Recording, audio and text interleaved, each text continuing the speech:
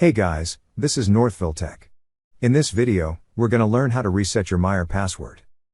Open the website at Meijer.com. Then click on the profile icon at the top right corner. A pop-up window will appear.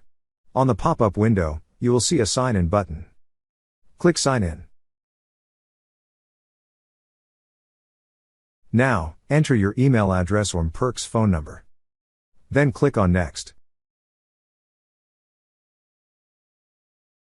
On this page, you will see an option for Forgot Password.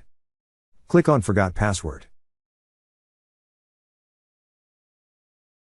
So Meijer will send you an email with a link to reset your password. Enter your email address, then click on the Send Email button. On the email, you will see an option for Reset Password. Click on Reset Password. Then you will be redirected to the Meijer website. On the first field, enter the new password you would wish to use. Then, enter it again to confirm.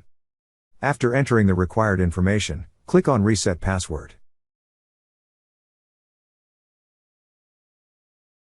Now you will see that your password has been reset. That's how you reset your Meijer password.